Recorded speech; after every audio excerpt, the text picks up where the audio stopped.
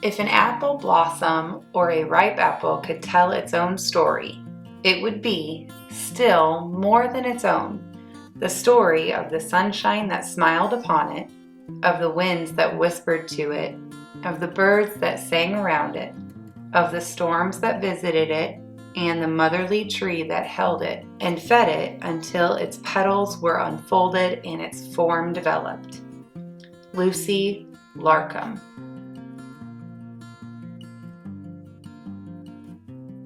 Hey guys, it's Aaliyah with Open Doors, Open Hearts blog, and today I am excited to take you guys along as my family and I restock our kitchen shelves with applesauce, apple slices, and apple scrap vinegar with the apples that we pick off the trees in our backyard. But before I get into that, I wanted to tell you guys that today's video is a collaboration video with Brienne from Diary of a Homemaker. If you like slow living, homemaking, homesteading, then you are gonna love her channel. Today, she's gonna be sharing pears and a few different things that you can do with them. Sometimes when I'm restocking my kitchen shelves, it's with items that are just like weekly items. A loaf of bread, granola, hard-boiled eggs. But other times I'm having to restock our kitchen shelves with items that are more of a yearly thing. And so that is what we are doing with apples.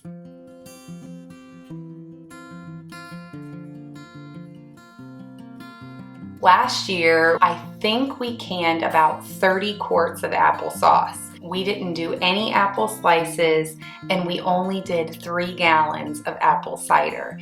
And it was okay, but I was buying apples in the winter. And so my goal this year is to try and eat as many fresh as we possibly can. Like, eat as many off the tree while they're fresh, so much so that we're like sick of apples, and then to can and preserve as many as I can so that we can have them throughout the whole winter.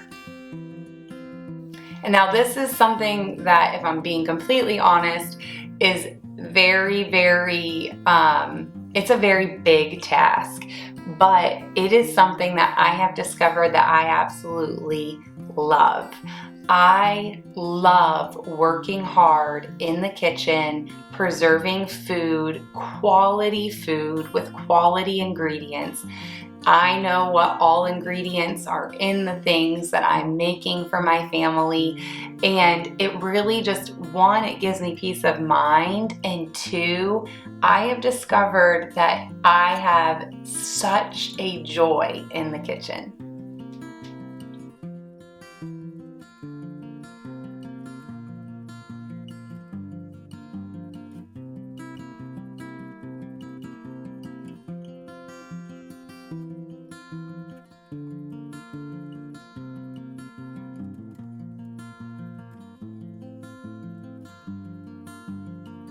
But I will say, when we do this, like, I can't do it alone. We need too many jars of tomato sauce and applesauce and peaches.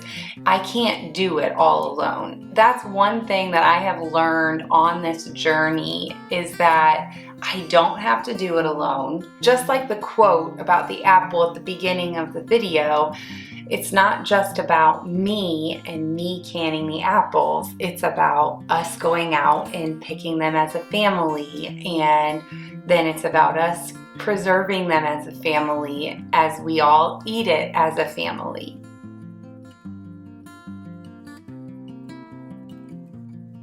Last year, my mother-in-law shared a little tip with me to make applesauce without adding any sweetener. And the secret ingredient was apple cider. So instead of cooking down your apples in water, she suggested that I cook the apples down in apple cider. And that was game changer. So after we picked all of the apples, we came inside and we each had our own job. My husband was coring and peeling. My middle daughter was transporting the apples that were peeled and cored and taking them to my oldest daughter and the cutting board. And then she was cutting all of the bad spots out and then cutting them in half and then in quarters and throwing them in the pot. And I was stirring and keeping the applesauce from burning.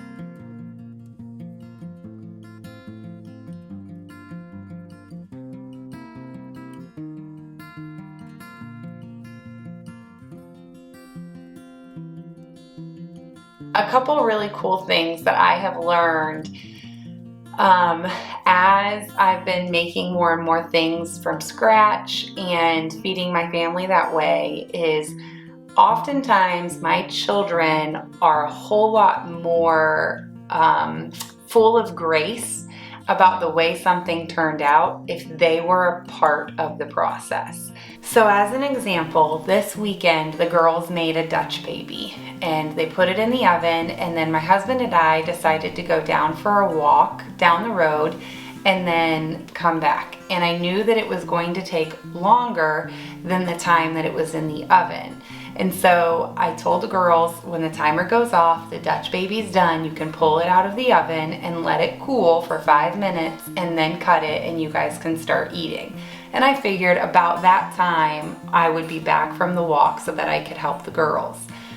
But I got a phone call about 10 minutes after the timer would have gone off, and the girls were saying that the Dutch baby was not done cooking yet. I assumed that at this point the Dutch baby was burned, but the girls were insisting that it wasn't done cooking. So the only thing I could think of was that somehow when we set the timer, maybe we turned the oven off.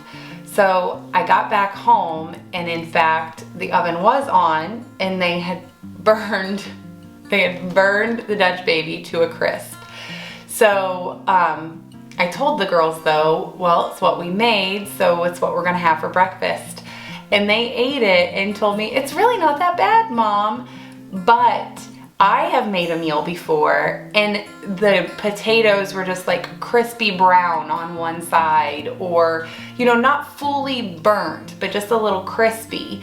Things from the grill that are a little charcoaled. And they will refuse to eat it because they say that it is burnt. But when they made the Dutch baby, they thought that it tasted amazing. So the buy-in on how good something is, I have experienced, is very, very much higher when I involve the girls in the process. Apple slices is something I had never done before, and so I pulled out the recipe book that I have from Ball for preserving apple slices, and it was really easy. It was just some water, and then they said sugar, but I used maple syrup and a little bit of lemon juice, and I think the lemon juice is mostly just so that the apples don't turn that brown color that they get after you cut them. And you just combine all of those ingredients, bring it to a boil, and then after it's come to a boil, then you'll add your apple slices, put those in, boil them for 5 minutes, and then you can transfer the apple slices with the syrup to the jar. When you make syrup, whether it's for apples or anything, you can decide the sweetness level that you want. I always make mine extra light based on what the Ball book says. I find a lot of fruit to be very sweet anyway. We like to make fruit a dessert at our house. And so I don't feel like it needs a lot of extra sweetener. So I just did the minimum amount. In the winter, one of my favorite desserts to make for my family is fried onions and apples. And so I'm excited to use these apples when I do that this winter.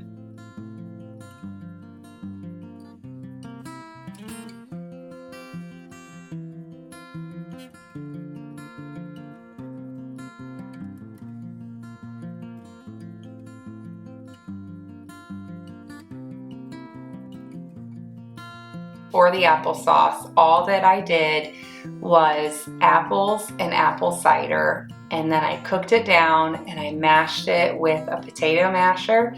We like our applesauce a little extra chunky. My husband grew up with homemade applesauce that was chunky, and so now the girls have grown up on homemade applesauce that's a little chunky. So if you don't like it quite this chunky, it would be super easy to just continue mashing it down and cook it a little longer. But for us, this is the way that we liked it.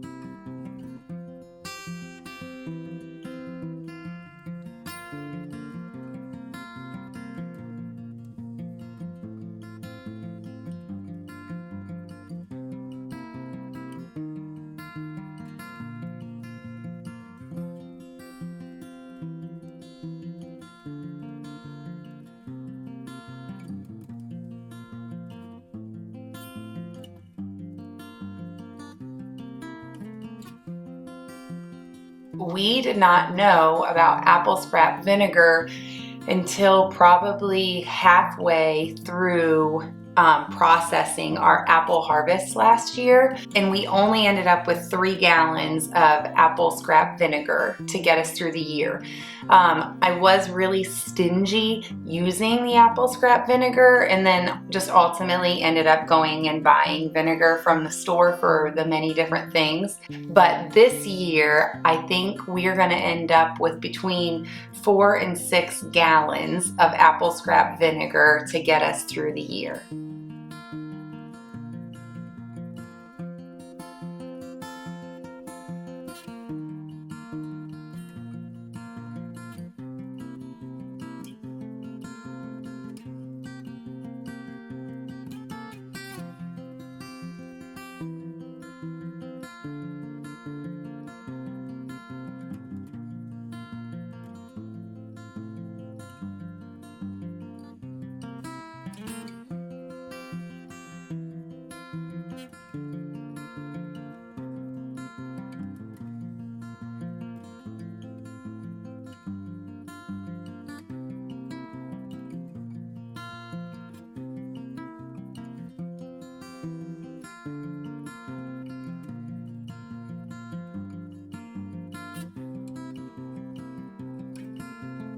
Thank you so much for watching. If you're new to my channel, I would love for you to hit the subscribe button down below.